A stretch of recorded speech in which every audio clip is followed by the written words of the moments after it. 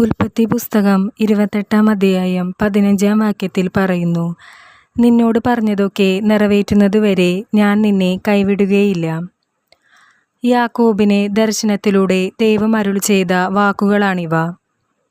ഇസഹാക്കിൻ്റെ മൂത്ത മകനായ ഏസാവിന് കിട്ടേണ്ട അനുഗ്രഹം ഇളയ മകനായ യാക്കോബ് അമ്മയുടെ നിർദ്ദേശപ്രകാരം ഇസഹാക്കിൽ നിന്ന് ചതിച്ചു നേടുന്നു.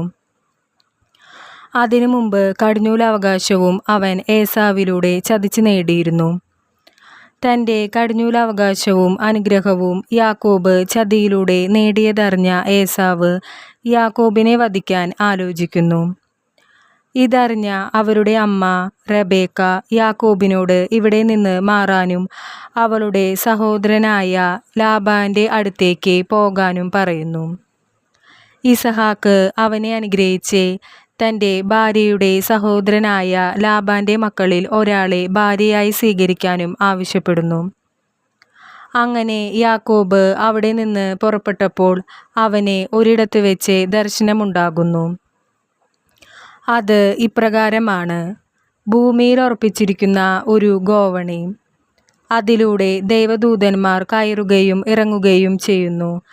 ഗോവണിയുടെ മുകളിൽ നിന്ന് കർത്താവ് യാക്കോബിനോട് അരുളി ചെയ്തു, ഞാൻ നിന്റെ പിതാവായ അബ്രാഹത്തിൻ്റെയും ഇസഹാക്കിൻ്റെയും ദൈവമായ കർത്താവാണ്.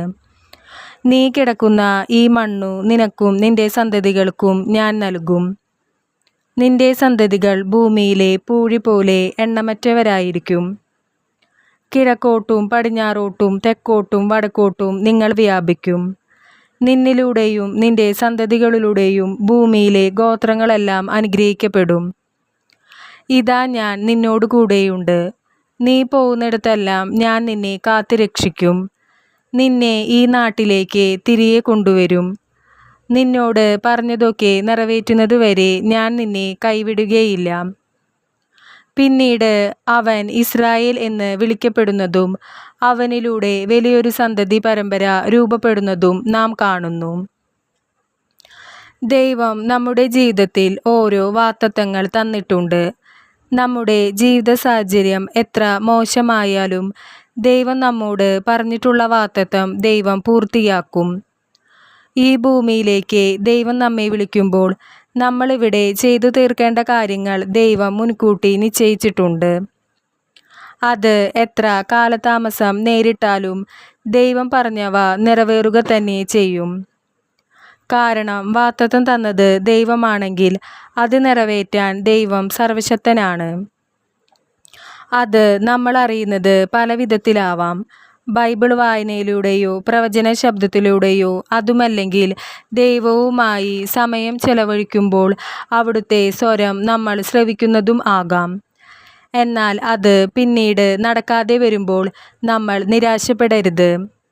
വാഗ്ദത്തം തന്നത് ദൈവമാണെങ്കിൽ ദൈവത്തിൻ്റെ കൃത്യസമയത്ത് അത് നിറവേറും.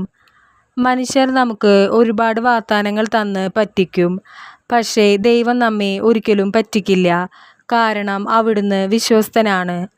യാക്കോബ് ദൈവം അവന് നൽകിയ വാഗ്ദത്തത്തിൽ വിശ്വസിച്ചതുപോലെ നമുക്കും വിശ്വസിക്കാം.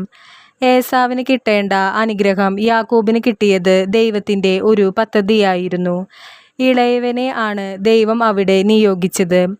ദൈവത്തിൻ്റെ വാഗ്ദത്തത്തിൽ നമ്മുടെ പ്രായമോ നമ്മുടെ സമ്പത്തോ നമ്മുടെ സൗന്ദര്യമോ നമ്മുടെ കഴിവോ ഒന്നും പ്രശ്നമല്ല.